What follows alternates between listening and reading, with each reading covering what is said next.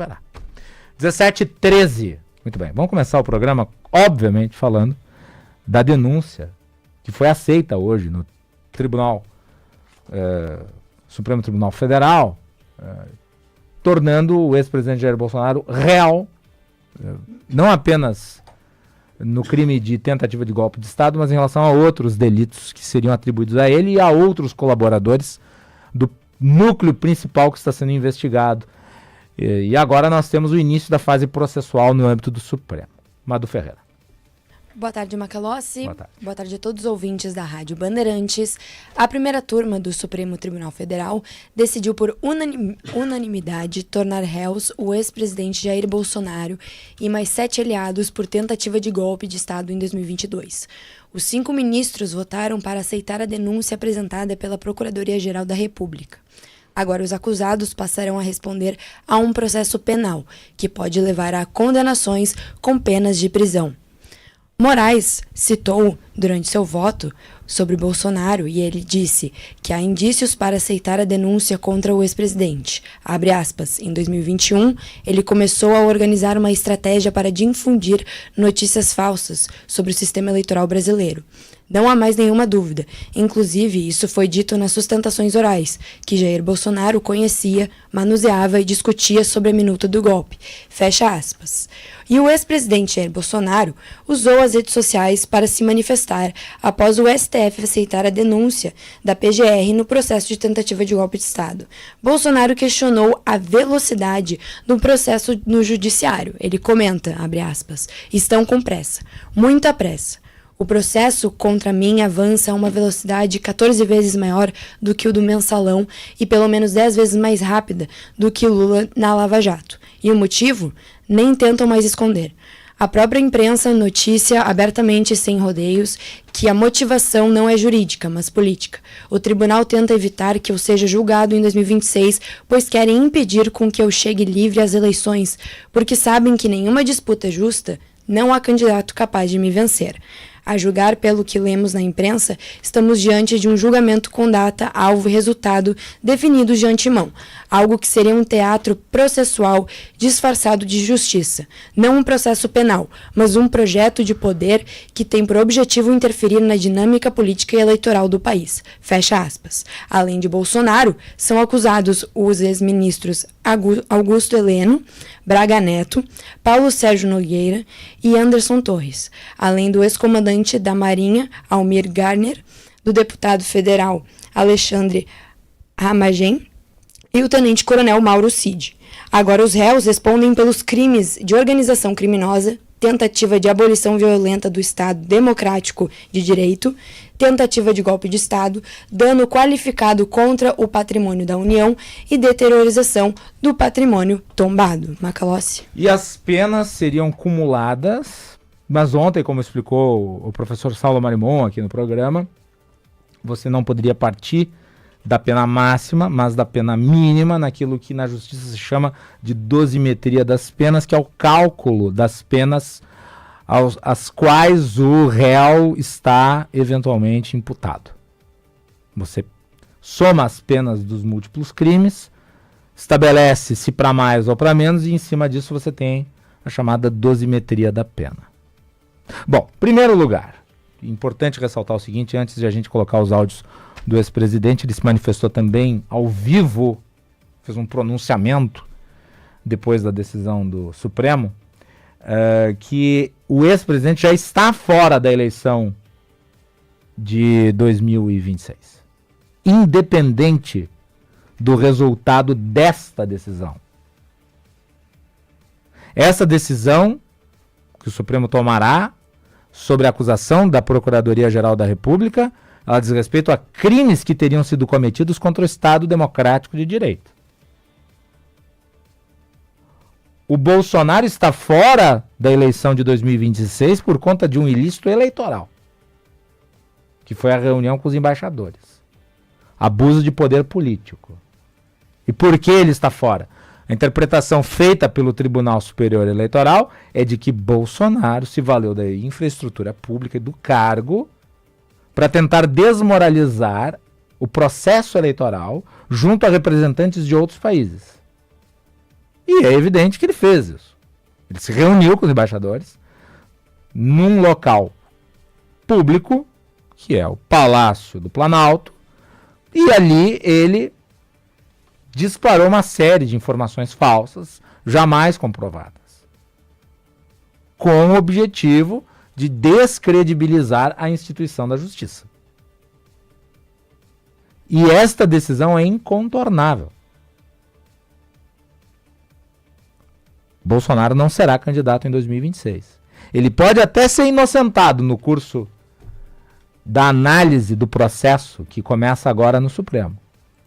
Mas daí, isso será em relação à acusação de golpe de Estado, não em relação àquele ilícito eleitoral. Aquilo já é matéria vencida. Uma coisa não se relaciona diretamente com a outra, a não ser do ponto de vista da contextualização daquele episódio, em meio ao que a Procuradoria-Geral da República entende que é um conjunto de ações que foram tomadas pelo ex-presidente e pelos seus colaboradores contra o sistema eleitoral e, na visão da Procuradoria-Geral da República, contra a democracia. Isso consta da denúncia. Então são dois casos, sendo que este primeiro, que é o ilícito eleitoral, analisado pelo TSE, está no âmbito de uma investigação mais ampla que diz respeito à tentativa de golpe. Apenas para esclarecer. Vejam, não estou nem fazendo juízo, estou explicando como é que funciona a lei e por que, independente do resultado que nós venhamos a ter aqui, Bolsonaro continuará inelegível. Ah, mas ele pode recorrer ao STF. Pode, mas não irá, por uma razão. O STF não vai reconhecer. Porque a competência para decidir sobre questões legais relativas à eleição é do Tribunal Superior Eleitoral. E, aliás, há a normativa do Supremo em relação a isso. Bom, dito isso, e eu nem vou entrar aqui no mérito do que o Bolsonaro fez e do que ele disse, mas é importante ressaltar a análise que se faz sobre o efeito. E a gente destacou parte do discurso dele junto aos jornalistas que estavam presentes, porque ele voltou a falar do sistema eleitoral brasileiro. Então, ele usou a atenção que lhe foi dada pela imprensa como repercussão da decisão do Supremo de receber a denúncia e usou esse espaço para reiterar, para reciclar tudo aquilo que ele já tinha dito sobre o sistema eleitoral, que é parte da acusação que lhe é feita. Então vamos ouvir o ex-presidente. Eu já tinha ações dentro da Câmara dos Deputados pelo voto impresso. Antes de mim, Flávio Dino foi claro, dizendo que perdemos as eleições por causa do voto eletrônico. Antes disso também, Carlos Lupe, do PDT, em inserções de programa eleitoral gratuito, ele disse: eleições sem voto impresso é fraude. E foi ele que entrou com uma ação contra mim no TSE. Outros 10, 12 falavam a mesma coisa. Eu não era sozinho, não estava sozinho na defesa do voto impresso. Eu não sou obrigado a acreditar, confiar num programador. Eu confio na máquina. Não sou obrigado a acreditar num programador. Vou ver aí o trecho da fala do Bolsonaro e tem vários outros momentos. Ele falou por 50 minutos e saiu sem responder perguntas. Portanto, não foi uma coletiva. Foi um pronunciamento. E claro, a imprensa tem o dever de dar espaço. Porque afinal de contas é o ex-presidente da República.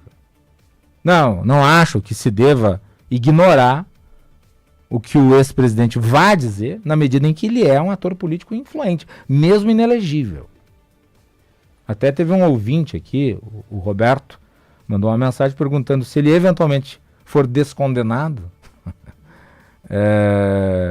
se ele consegue se eleger. Bolsonaro continua sendo um quadro muito competitivo. Ele é um sujeito popular.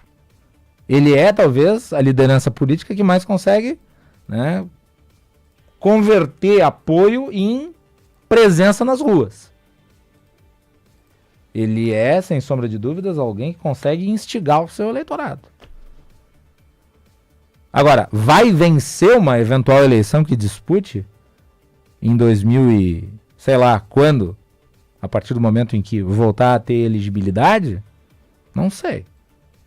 Se ele pudesse concorrer em 2026, ele seria, sem sombra de dúvidas, competitivo. Venceria? Não sei, ele perdeu a última. O Bolsonaro sempre foi eleito para o legislativo. O executivo tem uma natureza muito diferente. E cada eleição tem sua história. Mas aí seria uma elucubração, seria teorização, seria futurismo. Não pretendo falar disso.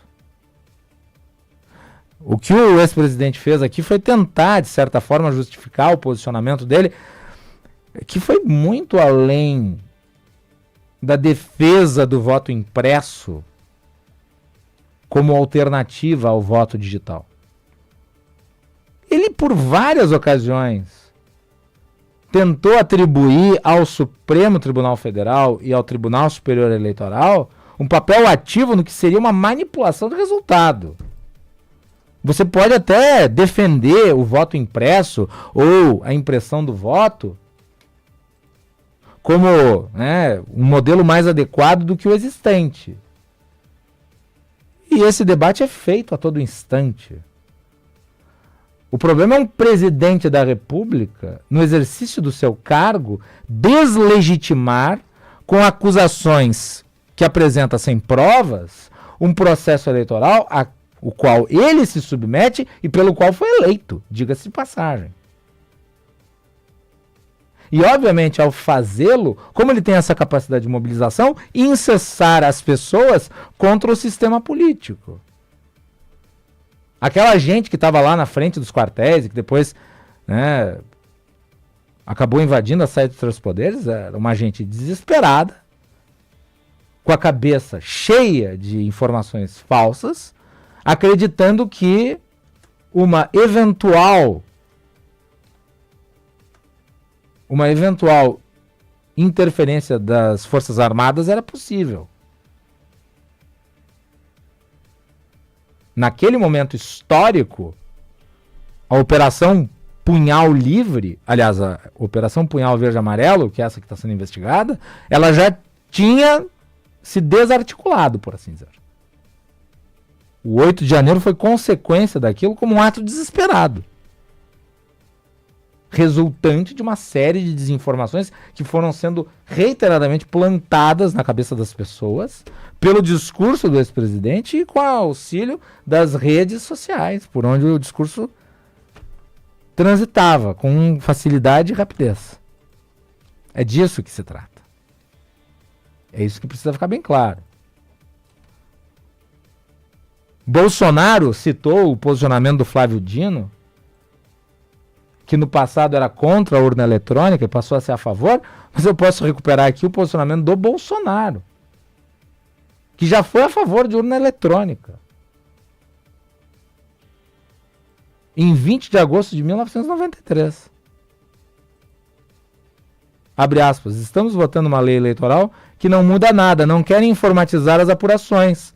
Sabe o que vai acontecer? Os militares terão 30 mil votos e só serão computados 3 mil. Fecha aspas. 1993, ex-presidente Jair Bolsonaro. Defendendo o quê? O que o Bolsonaro estava defendendo em 1993? A informatização das apurações? Que é exatamente o que nós temos hoje. Então, se ele quer ficar lembrando o posicionamento dos outros de, sei lá, 15, 20 anos atrás, eu também posso reposicionar aqui os argumentos dele, que lá em 99 também apoiava o Hugo Chávez. Quer que eu vá catar o que ele disse sobre o Hugo Chávez em 1999? As pessoas têm o direito de trocar de opinião, com base em informação. O senhor tinha uma convicção em relação às urnas eletrônicas, o senhor mudou. Mas o que chama a atenção é que o senhor foi eleito pelas urnas eletrônicas.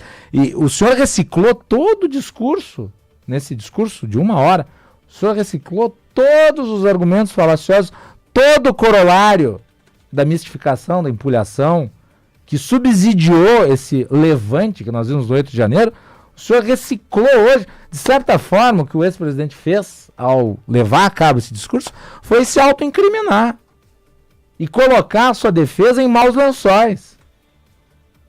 Porque o Celso Vilardi é um advogado qualificadíssimo. Curiosamente, já que nós estamos rememorando a opinião das pessoas, eu acho que também cabe, então, com base nesse critério, rememorar o que o Celso Vilardi disse sobre o inquérito e sobre os indícios que estavam sendo apurados. Cerca de 2 meses atrás, numa entrevista para o William Vac, na CNN, o Celso Vilardi, advogado de Bolsonaro, disse que haviam fortes indícios do cometimento de crimes contra o Estado Democrático de Direito. O advogado de Bolsonaro. Eu não estou dizendo que o Bolsonaro não tem direito de defesa, inclusive ele tem o direito de ser defendido por alguém que acha que ele cometeu o crime. Sim, porque boa parte do trabalho dos advogados muitas vezes é defender o seu cliente sabendo da responsabilidade que o seu cliente tem. E daí usando a lei, a teoria e uma série de outros fatores para poder diminuir a pena ou obter o melhor benefício possível para a pessoa que ele está representando. Mas, já que o que o ex-presidente faz aqui é tentar buscar no passado argumentos que justifiquem a posição dele no presente, porque eu não posso tomar como referência o que ele já disse sobre urnas eletrônicas em 1993 e o que disse o seu advogado 2 meses atrás sobre ele. Não, eu não estou falando do Gonê, eu estou falando do Celso Vilardi, 2 meses atrás. A opinião do Vilardi baliza a decisão? Obviamente que não. Mas preste atenção, Celso Vilardi é advogado, que, acredito eu, vai tentar, pelo rito da lei, a absolvição do Jair Bolsonaro, ou, na eventualidade de uma condenação, a melhor pena possível, mas ele o fará com base no direito e na técnica. Quando o seu cliente começa a produzir provas contra ele mesmo, atrapalhando o trabalho da advocacia que o representa, ele obviamente não está contribuindo com a sua defesa. E muitas vezes, em situações como essa, quando o cliente não coopera com a própria defesa, é até comum que o advogado deixe a causa. Porque obviamente ele não consegue trabalhar. E eu imagino que o trabalho do Celso Vilardi aqui seja muito difícil. Porque o ex-presidente continua contestando o processo eleitoral. Ah, mas ele tem o direito de contestar. Não, ele não tem o direito de contestar. E por que ele não tem o direito de contestar? Bom, primeiro porque ele não apresenta prova nenhuma. Você não pode simplesmente sair acusando sem provas. É o que ele está fazendo. E a partir do momento em que você acusa sem provas, o que você produz, na verdade, é uma infâmia. É uma difamação.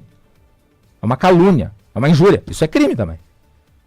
E se você faz isso de modo articulado, é criminoso. Então, de certa forma, o que ele produziu ali foi uma prova contra si. Que ele reincidentemente contesta o resultado das eleições e faz acusações contra a justiça. E é nesta contestação ao resultado da eleição que nasce a ideia de virar a mesa das eleições. E a gente enfoca muito no 8 de janeiro, porque foi o ato visual, e esquece muito do que se passou nos bastidores. Mas não eram só comuns, uma massa de pessoas radicalizadas, levando a cabo uma ideia de insurgência, num ato desesperado, né, contra o sistema político e as instituições. Eram agentes desde dentro do governo, com depoimento dado, inclusive, por pessoas ligadas às Forças Armadas do alto escalão. Militares com estrelas, relatando o que vivenciaram naqueles meses. E a coisa só não foi adiante porque não havia unidade no alto comando para encampar a tese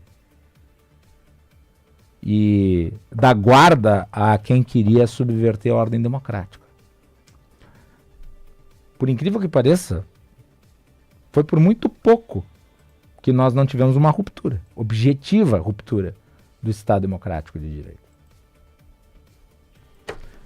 17h34. Maduro, rapidamente aqui, o presidente dos Estados Unidos,